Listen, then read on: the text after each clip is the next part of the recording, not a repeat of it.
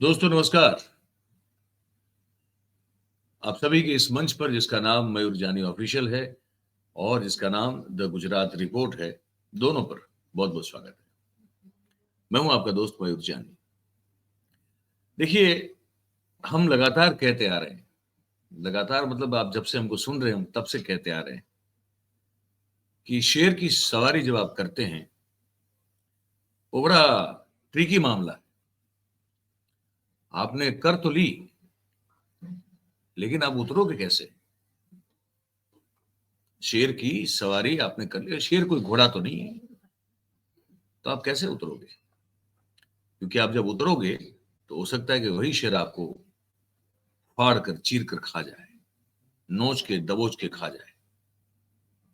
वही हाल पिछले 100 साल से राष्ट्रीय स्वयंसेवक संघ का है, जो कि अपने आप को एक सांस्कृतिक संगठन कहता है, पर हिंदू समाज में जो कहीं भी पहले उस तरह से नहीं थी, वैसी हीन नफरत की भावनाओं को जगाने का काम लगातार करता आ रहा है। वो अगर प्रत्यक्ष तौर पे नहीं करता संघ, तो फिर अपनी जो उनकी बहुत सारे वर्टिकल्स हैं, उनकी बहुत सारी संस्थाएं हैं, उनके जरिए होता रहता है। चाहे वो विश्व हिंदू परिषद रही हो, चाहे बजरंग दल रही हो, चाहे और भी बहुत सारी संस्था, और भाजपा तो है ना। उन्हीं में से, उसी गंगोत्री से निकली हुई गंगा के जो और भिन्न भिन्न धाराएं हैं, उनमें से ये एक है। अब इनको कोई कहेगा कि गंगोत्री का आप इस्तेमाल न करें, हमने एक उपमा, एक उदाहरण देने के लिए इसका इस्तेमाल किया।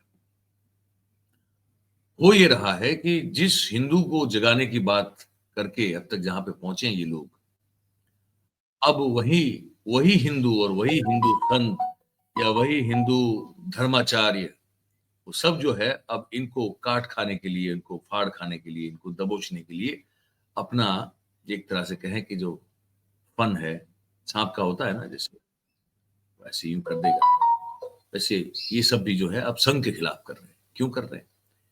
क्योंकि मोहन भागवत साहब ने कुछ दिन से पहले और उससे पहले भी 2-3 बार ये कहा कि भाई, हर कोई जो है मस्जिद के नीचे मंदिर ढूंढने की कोशिश ना करें, इससे सामाजिक सौहार्द खराब होता है, बिगड़ जाता है।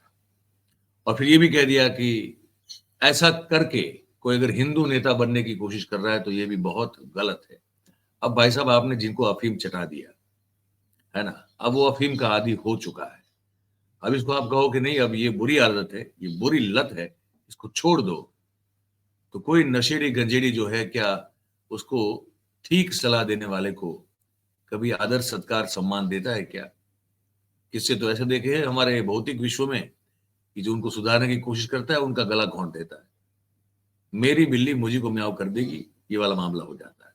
इस पर चर्चा करने के लिए हमने राजेश ठाकर साहब, उनको आमंत्रित किया। वरिष्ठ पत्रकार हैं गुजरात से, आप जानते हैं, संघ को बहुत ही अच्छी तरह से समझते हैं, इन सब संगठनों को भी बहुत अच्छी तरह से समझते हैं, और उनकी जो राय है इस पर बहुत महत्वपूर्ण है। तो उन्होंने कहा कि भाई साहब, आप समय निकालिए, आज आ जाइए हमारे साथ, ताकि ये जो आज गुजरात समाचार में, एक ठाकर साहब, एक कार्टून भी अच्छा छपा है। एक शेर का, एक शेर है जो पिंजरे के बाहर है, पिंजरा बड़ा छोटा है, भागवत साहब वहां बैठे हुए हैं पिंजरे के पीछे, और शेर को कह रहे हैं कि भाई साहब, आपको गलती से बाहर निकाल दिया था, वापस इस पिंजरे में घुस जाओ। क्या कहेंगे ये जो पूरी स्थिति हुई? क्योंकि अभी मुक्तेश्वरानंद ने, उससे पहले वो राम भद्राचार्य, क्या नाम है, राम भद्राचार्य है या प्रेम भद्राचार्य, मैं नाम भूल जाता हूँ नहीं, उनका। वो राम भद्राचार्य। हाँ, वो क्योंकि वो इतने सारे आचार्य है, और हाँ, मैं बड़ा वो मतलब उन सब का, उनका फॉलो करना करता नहीं, तो नाम भूल जाता हूँ मैं। पर जी जी ये वो वही है ना, जो दिव्यांग हैं, जिन जो चक्षु जी नहीं है उनके, जी। और हाँ, हाँ, वो तो मोदी साहब के बहुत खास हैं। मोदी साहब के वो तो खासम खास हैं। उन्होंने भागवत को जो है मतलब कि लगा दिया फटका। क्या देखते हैं, कैसे देखते हैं इसको, आप बताइए सर आप।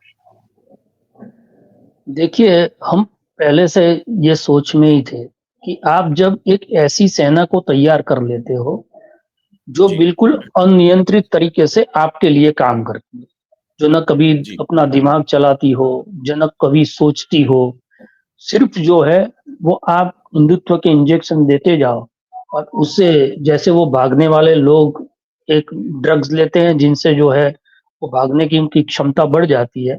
ऐसे इंजेक्शन देकर एक ऐसी फोर्स तैयार करते हो जिसका आपको राजनीतिक इस्तेमाल करना है।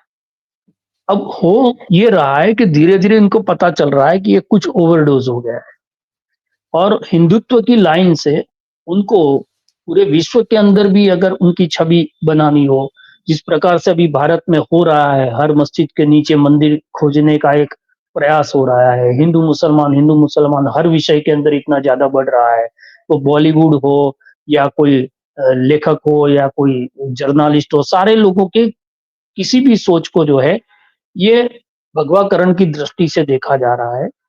तो उससे मोहन भागवत को ऐसा लगा कि भाई ये अब ज़्यादा हो रहा है और इतना ज़्यादा हो रहा है कि हमारा जो दूध पिलाकर पाला हुआ जो साँप है, वो कहीं अजगर बनकर हमको ही न निगल ले। पर इसीलिए वो एक सॉफ्ट हिंदुत्व की छवि बनाने की कोशिश में राष्ट्रीय स्वयंसेवक संघ है। कि उनकी जी, जो अभी किरकिरी हो रही है पूरी जगह पर भई कि जो मुस्लिम संगठन है जो कट्टरवादी उनमें और राष्ट्रीय स्वयंसेवक संघ के बीच में क्या अंतर है? तो वो अंतर दिखाने की कोशिश में बीच-बीच में ऐसी चीज़ें कहे जाते हैं। मोहन भागवत बोलते हैं उसमें कितना उनको गंभीरता से लेना वो भी एक सबसे बड़ा सवाल है। क्योंकि ये स्टेटमेंट करने से 15 दिन पहले तो वो चिंता ये कर रहे थे कि हर हिंदू को 3 बच्चे पैदा करने चाहिए। अगर बिल्कुल, नहीं किया तो हिंदुत्व खतरे में आ जाएगा।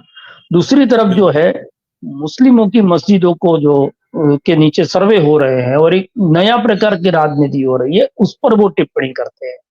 जो जी, उनकी ही बनाई हुई हिंदुत्व की फोर्स जो है, जो कभी हम कह देते हैं कि भाई ये जो हो रहा है वो समाज के लिए, देश के लिए नुकसानकारक है, तो हमको भी जो है मुल्ला मौलवी ऐसी-ऐसी गालियाँ देने लगते हैं। वही जी, लोग जो है मोहन भागवत के इस निवेदन से परहेज कर रहे हैं। जी, राष्ट्रीय बिल्कुल। स्वयंसेवक संघ के प्रवक्ता और भारतीय जनता पार्टी के प्रवक्ता दोनों में से किसी को ये सूझ नहीं रहा है कि मोहन भागवत के इस स्टेटमेंट को डिफेंड कैसे करें, उसका एनालिसिस बिल्कुल, कैसे, उसको कैसे बिल्कुल। बताएं कि वो क्या कह रहे हैं, क्योंकि वो ये कहते-कहते ये भी कह रहे हैं कि ये बहुत एक शॉर्टकट है हिंदू नेता बनने का। तो कौन बन रहा है हिंदू नेता? किसके ऊपर जो है वो उँगली कर रहे हैं? ये भी सवाल उठेगा उसके साथ। और उत्तर प्रदेश के अंदर ये राजनीति हो रही है।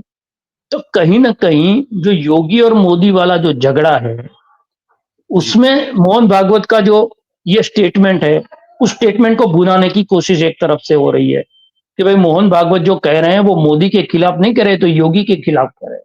क्योंकि ये जी, मस्जिद के नीचे मंदिर खोजने वाली, ये शॉर्टकट वाली और भगवा पहनकर हिंदू छवि बनाने की कोशिश, क्योंकि नरेंद्र मोदी तो कभी-कभी विकास पुरुष भी हो जाते हैं, कभी-कभी हिंदू हृदय सम्राट भी बन जाते हैं। तो वो जी, वडनगर से आते हैं तो उनको पता है कि कौन से मंच पर कौन-सी भूमिका जो है वो अदा करनी है। योगी वो नाट्य कला के अंदर उतने जो है वो जानकार नहीं है। तो वो अपने वो हिंदुत्व वाला जो रोल है। ठाकर साहब, मोदी जी, साहब तो क्रिसमस आती है तो क्रिश्चियन हो जाते हैं, जी। है ना? सिख धर्म की कोई अगर कोई उत्सव आता है तो सिख हो जाते हैं। वो वो अगर कुवैत और यूएई जाते हैं तो वहाँ वो बिल्कुल जो है, वो बिल्कुल इस्लाम के बहुत बड़े समर्थक हो जाते हैं। वो तो अलग-अलग चोला रखा हुआ है, वो हमारे राजा बाबू हैं। नहीं वो वो इतने वो सारे रूल वो उसके देखिए ऊपर। ताना और रीरी के सांस्कृतिक नगर जो जो नाट्य कला के लिए जानकार है, वो जी, नगर से आते हैं, वडनगर से। तो उनको पता बिल्कुल। है कि कौन से मंच पर कौन-सी वेशभूषा धारण करती हैं और कौन-सा पात्र जो है, वहाँ पर किस ऑडियंस के सामने करना है। योगी ये अंतर नहीं कर पा रहे। इसीलिए मोहन भागवत का जो स्टेटमेंट है वो अंदर से भारतीय जनता पार्टी के वो मोदी खेमे के लोग हैं, वो ये कह रहे हैं कि ये योगी के खिलाफ मोहन भागवत ने कहा है, मोदी के खिलाफ नहीं कहा। योगी हिंदू नेता बनने की कोशिश में है। तो एक तो ये लड़ाई है। दूसरा जो हुआ कि जो विश्व हिंदू परिषद, राष्ट्रीय स्वयंसेवक संघ हमेशा ये साधु, साध्वी, संत, महात्मा, शंकराचार्य जितने भी लोग हैं जो धर्म का चोला पहनकर एक हिंदुत्व के ब्रांड एम्बेसडर बनाए जाते हैं, उनका इस्तेमाल किया है। राम जन्मभूमि का जो आंदोलन था, उसके अंदर जो हिंदू सभाएँ होती थी, उसमें साध्वी ऋतुम्बरा से लेकर आचार्य धर्मेंद्र से लेकर बहुत सारे ऐसे नाम थे। आपने सही कहा कि ये नाम याद नहीं रहते, उनको याद रखने जैसा है भी नहीं। लेकिन जब ऐसे विषय आ जाते हैं तो उनको याद करना पड़ता है। तो वो सारे जितने भी साधु संतों की जमात थी, उसका पॉलिटिकल इस्तेमाल किया। उसकी अवेज में बिल्कुल। बहुत सारे लोगों के आश्रम जो है वो भव्य हो गए। बहुत सारे लोगों को लीज पर जमीन भी मिली। तो उनसे जो है वो एक छोटे रूप में जो है वो साधु संत था, वो उसका स्वरूप बड़ा हो गया। और उनको भी लगा कि नहीं, सत्ता के साथ रहने से जो है उसका फायदा है, तो उसका इस्तेमाल किया। अब अगर मोहन भागवत वही हिंदुत्व को छोड़ देंगे और ये कह देंगे कि भाई ये जो चल रहा है ठीक नहीं है, तो ये तो अपनी राजनीतिक दुकान भारतीय जनता पार्टी अपने तरीके से चला लेगी। लेकिन ये साधु संतों की जो है मठ मठाधीशों की दुकान है, उस पर तो ताला लग जाएगा। जब राजनीति उनको पूछेगी ही नहीं, तो जो है उनका महत्व क्या रह जाएगा। हाँ, क्या और रहेगा, बिल्कुल सही। इसीलिए और इसीलिए उनकी तैयार की हुई ये सेना जो है वो मोहन भागवत के सामने जो है वो अपने स्टेटमेंट कर रही हैं। कुछ ट्रोलर्स है वो मोहन भागवत को ट्रोल कर रहे हैं। देखिए, आपने आपने जिस प्रकार के लोगों को तैयार किया है, जी। वो लोग दूसरों के खिलाफ जो करते थे, जिसके लिए आपने उसको प्रशिक्षित किया है, वही चीज जब आपसे नाराजगी होती है आपके साथ करेंगे। तो ये बिल्कुल। जो ट्रोलर सेना है, ये जो साधु संत है, जिसको आपने अपने राजनीतिक उद्देश्य के लिए आगे किया था, अब वही लोगों को हो रहा है कि ये हमको पीछे कर रहे हैं और अब राजनीतिक महत्व हमारा रहेगा नहीं अगर ये लोग हिंदुत्व को छोड़ देंगे। तो मोहन भागवत को टारगेट कर रहे हैं कि भागवत साहब, आप जो है वो ठीक नहीं कर रहे। तो मतलब ये हुआ कि या तो मोहन भागवत जो कह रहे हैं वो सही है, या तो जो योगी जी कर रहे हैं वो सही है, या जिस प्रकार की राजनीति बुला या तो जिस प्रकार की राजनीति इन लोगों ने की अब तक, वो राजनीति सही थी या गलत थी, ये सारा एनालिसिस उस पर आधारित है। और इसीलिए मैंने कहा कंफ्यूजन में सारे लोग हैं। साधु संतों ने कह दिया, उनका कंफ्यूजन नहीं था क्योंकि उनको पता चल गया कि यह ताला पड़ने जा रहा है हमारी दुकान पर। लेकिन जो राजनीति के लोग हैं वो कंफ्यूजन में है। विश्व हिंदू परिषद से कोई स्टेटमेंट नहीं आया, बजरंग दल से कोई स्टेटमेंट नहीं आया। किसी ने जो है ना मोहन भागवत के दरवाजे पे धरने दिए हैं, ना किसी ने जो है योगी के दरवाजे पे जाकर गुहार लगाई है कि भैया ये क्या कह रहे हैं मोहन भागवत। जहां से उनको मार्गदर्शन मिलता है, जहां से जो है वो राजनीति की जमीन तैयार होती है, वहीं से अगर ये हिंदुत्व का पौधा उखड़ जाएगा, तो फिर उसका जो बड़ा वट वृक्ष बनाकर उसके फल खाने वाले लोग हैं, वो क्या करेंगे। तो ये एक डर जो कहते हैं ना कि भय की राजनीति, तो मोहन भागवत ने जो है वो ये साधु संत के समाज के अंदर एक भय डाला है कि भाई अगर मोहन भागवत कह रहे हैं तो सही है, तो फिर मोदी जी को मानना पड़ेगा। और मोदी जी ने अगर रिवर्स गियर ले लिया है हिंदुत्व की राजनीति से, तो फिर हम जो कर रहे हैं, टीवी में आकर बोल रहे हैं, ये सारे लोगों को टीवी ने दिखाया ना। शेष बिल्कुल। भारत के अंदर कौन जानता था, उनके साधु समाज के समुदाय या उनके फॉलोअर्स जितने भी रहे होंगे, उनके बाहर इनकी कहाँ पूछ है। कौन पूछता है इनको। इनको तो बड़ा बनाया ये लोगों ने। मीडिया की बड़ी बड़ी चैनलों पर मंच पर आकर जो है वो बातें करने लगे। उनके ऊपर कोई आचार संहिता नहीं है, उनके ऊपर कोई वो टिप्पणी नहीं करते कि उनको किस प्रकार की भाषा का उपयोग करना चाहिए। तो धड़ल्ले से जो है अनियंत्रित रूप से कुछ न कुछ कहते गए, और उससे जो है उनका कद यही अनपढ़ों और कुबड़ों के बीच में बढ़ता गया। तो अब उनको लग रहा है कि हमारा कद छोटा हो रहा है। इसके बाद न तो बिल्कुल। मीडिया हमको पूछेगी, ना सत्ता हमको पूछेगी। इसलिए मोहन भागवत के खिलाफ ये सारी चीजें ये बोल रहे हैं। ये तो एक एंगल है। फिर आप कुछ कह रहे थे। मैं थोड़ा मैं मुझे एक दो बातें और आपसे जाननी है, उससे बात करनी है, लेकिन उससे पहले मैं दर्शकों को बता दूं। एक तो वो जो राम भद्राचार्य जी, उन्होंने तो कह दिया कि ये मोहन भागवत तो हमारे कोई अनुशासक थोड़ी है, वो एक संगठन है, उसके मुखिया है। उनकी क्या औकात कि वो हिंदुओं को बताएं कि कैसे हमको हमारा हक जो है वो पाना है, उसको कैसे प्राप्त करना है, तो वो हमको सीख न दे। अब वो जो शंकराचार्य जी है, अभी मुक्तेश्वरानंद जी, उन्होंने भी ये कह दिया कि ये तो अपनी सुविधा के मुताबिक पॉलिटिकल निवेदन या पॉलिटिकल स्टेटमेंट देते रहते हैं। ये कौन? भागवत साहब, है ना? जब सत्ता की प्राप्ति करनी थी, जब सत्ता चाहिए थी, तब तो आपने इस हिंदुत्व को बहुत ही भुनाया। ये शंकराचार्य कह रहे हैं, मैं नहीं कह रहा हूँ, ठीक है? और आप मंदिर जो है हर जगह पे आप कर रहे थे। अब जबकि सत्ता मिल गई है, तो अब मंदिर को नहीं ढूँढने की आप बात कर रहे हैं, तो ये तो बड़ा दोगलापन है, ये दोगलापन है। ये अभी मुक्तेश्वरानंद कह रहे हैं। और उन्होंने कहा कि ये हिंदू गौरव जो है पुनः करने के लिए इन मंदिरों का पुनर्निर्माण जो है वो करना बहुत ज़रूरी है। और दूसरा है कि इनका अखिल भारतीय संगठन है साधु संतों का, है ना? ABSS कहते हैं इसको। इनके महासचिव हैं स्वामी जितेंद्रानंद सरस्वती। ये अलग-अलग तरह के आनंद नंद होते हैं भाई साहब। उन्होंने कहा कि धार्मिक मुद्दों पर जो निर्णय है वो सिर्फ धर्माचार्य ही लें। आरएसएस एक सांस्कृतिक संगठन है और धर्म का विषय जब आता है तब धार्मिक गुरु जो है, मतलब कि जो मठाधिपति होते हैं, उन्हीं का निर्णय जो है वो हमेशा आखिरी होना चाहिए, उन्हीं को निर्णय लेने देना चाहिए और संघ और विश्व हिंदू परिषद को भी उसका स्वीकार करना चाहिए, ठीक है? और उन्होंने ऐड किया कि भागवत ने ऐसे निवेदन पहले भी कुछ दिए हुए हैं और उसके बाद उन निवेदन के बाद 56 नए स्थलों पर मंदिरों की खोज की गई है, मिले हैं, जो दर्शा रहे हैं कि मंदिर मस्जिद मुद्दे में कार्रवाई करना बहुत ज़रूरी है और अब इसमें जो है संघ कोई दखल अंदाज़ी मत करे।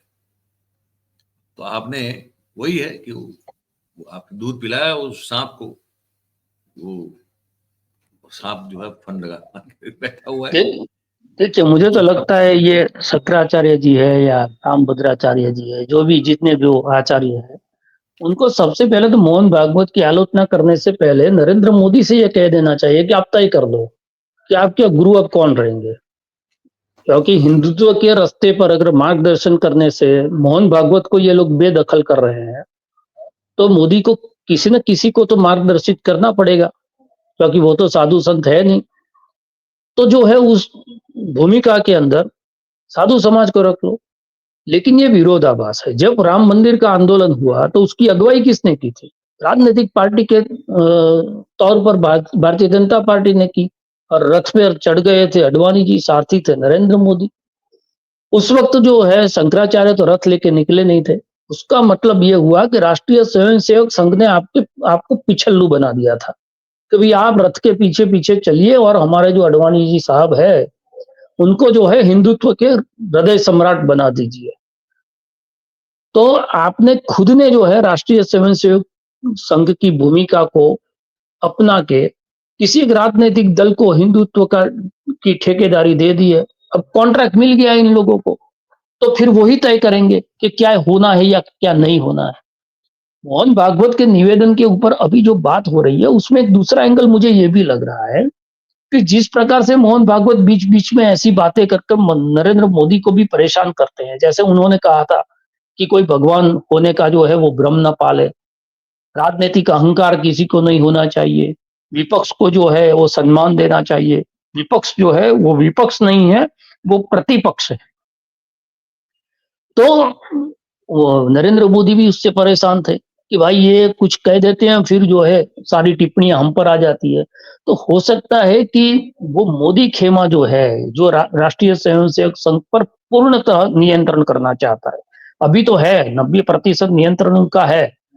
शायद मोहन भागवत को जो है वो हटा ले तो पूरा राष्ट्रीय स्वयंसेवक संघ जो है वो नरेंद्र मोदी के कब्जे में आ सकता है। तो वहाँ जी वहाँ प्रॉब्लम ये है ठाकर साहब कि राष्ट्रीय स्वयंसेवक संघ में सरसंघ का जो चालक होते हैं उनका चुनाव नहीं होता। नहीं होता है। वो तो एक बार बने, जब तक आजीवन है तब तक हैं। हम्म, हम्म। प्रधानमंत्री हमारे जो है उनके लिए दिक्कत का मामला एक ही है कि उनको चुनाव चाहे दिखावे के लिए भी वो करवाना पड़ता है और कैसे भी करके वो चुनाव छीनना भी पड़ता है, जीतना भी पड़ता है। भागवत जी को ये सब तकलीफ नहीं है। भागवत जी जब तक हैं सब तक हैं। और मैं नहीं, ये सोच लेकिन रहा था। लेकिन लेकिन भागवत जी की जब आलोचना कोई व्यक्ति करता है, उस पर टिप्पणी करता है, तो इनडायरेक्टली वो टिप्पणी संघ पर हो जाती है। भागवत जी की भूमिका को संघ की भूमिका से आप अलग नहीं कर सकते। जैसे भारतीय जनता पार्टी संघ से जरूरत पर साथ में हो जाती है, जरूरत पड़े जो है वो पल्ला झाड़ लेती है कि भाई हम तो सांस्कृतिक दल है, हमारे राजनीति से लेना देना नहीं है। मोहन भागवत ये नहीं कर सकते और इसीलिए मोहन भागवत की जो आलोचना हो रही है, उस आलोचना के पक्ष में भी कोई खड़ा नहीं हो, उसको विरोध में भी नहीं खड़ा हुआ। वरना तो कोई ना कोई भारतीय जनता पार्टी का जो है बड़ा नेता आके कह देता कि भाई मोहन भागवत ने जो कहा है वो ठीक कहा है, वो उससे हमें कोई ऐतराज नहीं है। उन्होंने यही कहा है कि भाई हर चीज के अंदर आप ये मंदिर मस्जिद वाली राजनीति करो तो वो ठीक नहीं है। तो वो तो जो है वो सारे लोगों को ये संदेश दिया है और देश की जो है वो हारमोनी बनी रहे। अगर देश में हारमोनी बने रहे इसलिए इसके लिए मोहन भागवत कुछ कहते हैं, उसमें क्या ऐतराज हो सकता है। इस प्रकार से भी कोई जो है उनके पक्ष में नहीं आया। तो कहीं न कहीं आलोचना से त्रस्त होकर वो कह सकते हैं पार्टी के भीतर जितने प्रांत प्रचारक के भीतर में वो भी जाकर मिलते होंगे मोहन भागवत साहब को और कहते होंगे कि आप ये कह देते हैं फिर जो है हम हमको उसका जवाब देना भारी पड़ जाता है, आपने यूँ क्यों किया? तो अंदर से एक दबाव बनाकर उनको जो है अब 90 साल होने को आए हैं, तो ये 100 साल हो रहे हैं राष्ट्रीय स्वयंसेवक संघ के भी। तो उसी दिन पर वो एक रास्ता निकाल ले कि भाई अब मैं जो है ये पद दूसरे के लिए खाली कर रहा हूँ, यहाँ से जा रहा हूँ। तो एक ऐसा अंदरूनी दबाव खड़ा करने की कोशिश भी हो सकती है। इसलिए लग रहा है कि ये साधु संतों में इतनी हिम्मत नहीं है। आप देखिए नरेंद्र मोदी ने भी बहुत बार बहुत सी चीजें की है। जब उनको लगा कि अब बैकफुट पर जाना है तो उन्होंने जी, जब कश्मीर के अंदर महबूबा मुफ्ती के साथ साझा की राजनीति, जब जी, वहाँ जी। पर मुस्लिमों के लिए या महाराष्ट्र के अंदर मुस्लिमों के लिए कुछ दिया, तो उस वक़्त भी साधु संत जो है खड़े होकर कह सकते थे कि भई हमारा भी सैलरी तय करो, हमारे जो मठ मठाधीश है उसको भी आप ग्रांट दे दो, आप उनको दे रहे हो, हमको कुछ नहीं दे रहे हो, जबकि आपको राजनीति में लाने के लेकिन वो नहीं बोलते क्योंकि उनको पता है कि अब जो सत्ता का केंद्र है वो नरेंद्र मोदी के हाथ में है।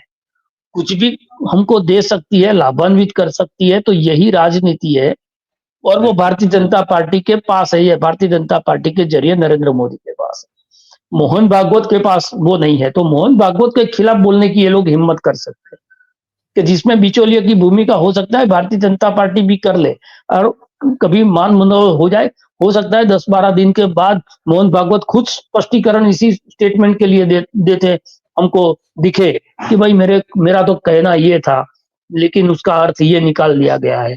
इस प्रकार से हो सकता है और ऐसा ही स्टेटमेंट 2 साल जो लोग कह रहे हैं कि 2 साल पहले भी मोहन भागवत ऐसी चीजें बोले थे।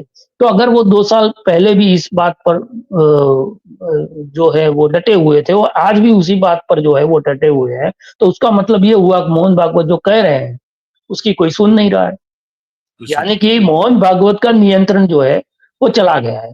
मैं ये नहीं कह रहा कि राष्ट्रीय स्वयंसेवक संघ का नियंत्रण चला गया है। आप समझिए बात को।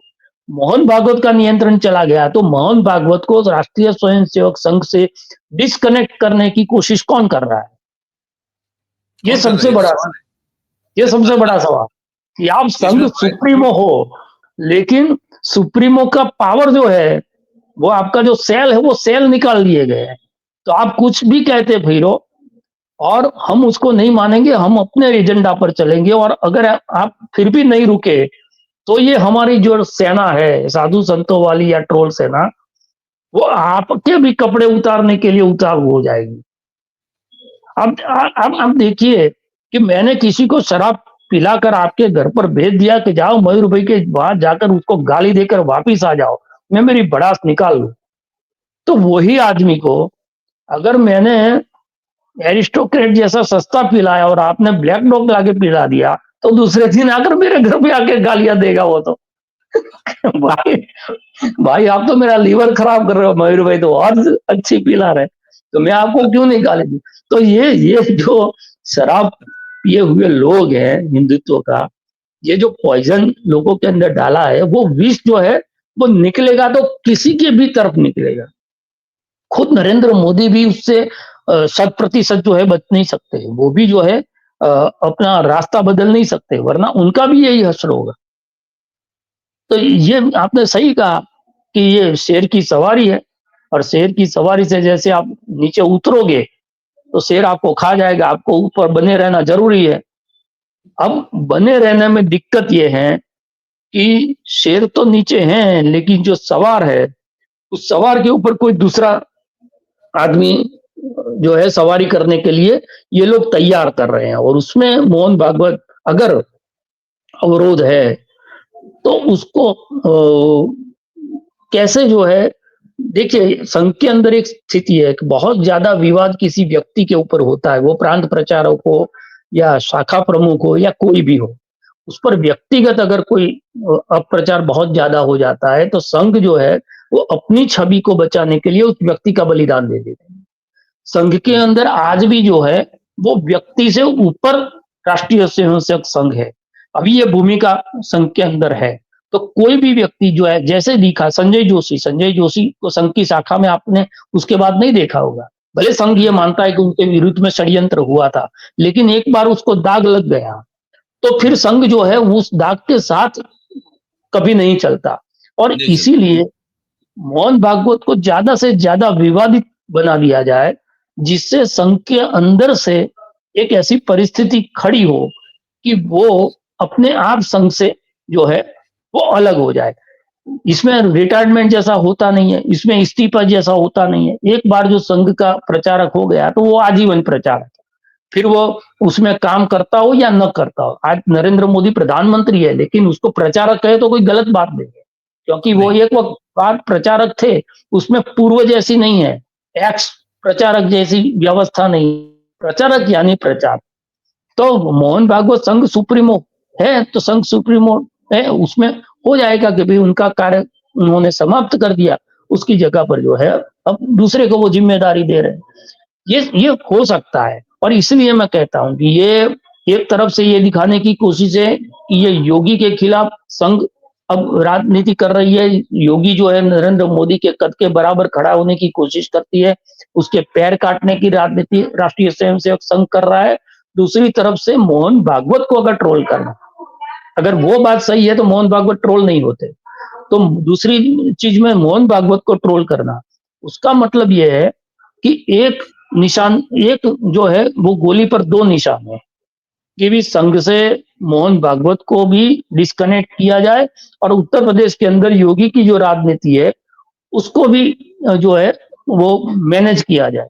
तो इस प्रकार का कुछ हो रहा है, इसमें अंदर क्या हो रहा है वो तो कोई नहीं जानता, लेकिन बहुत सारी ऐसी घटनाएं हम देख रहे हैं कि जिसके अंदर ये पता चलता है कि बहुत सारी चीजों से संघ जो है वो नाराज दिखता है। संघ यानी कौन? तो मोहन भागवत, क्योंकि मोहन भागवत के अलावा कोई अभी बोलता नहीं।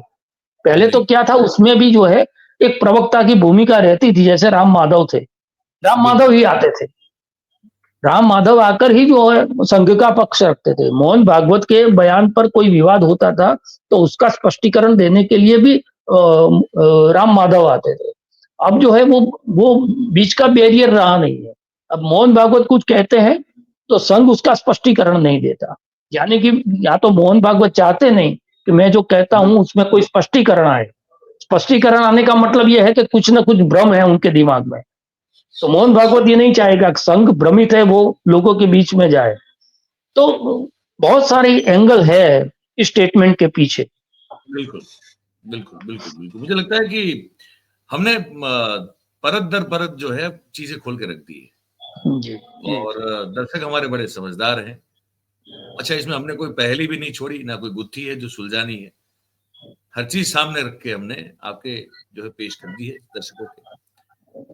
अब देखते हैं आगे क्या होता है, क्योंकि ये वही है, कोशिश ये की जाएगी, जहां तक मेरी समझ बनती है, कि मोहन भागवत साहब जो हैं वो, अब क्योंकि दो तरह से दो कोशिश हो रही है ना। एक ये हो रही है कि मोदी साहब जो है वो 75 साल के जैसे ही प्रवेश कर दे, और तो वो गरिमा के साथ पद त्याग कर दे ताकि इज्जत बनी रहे।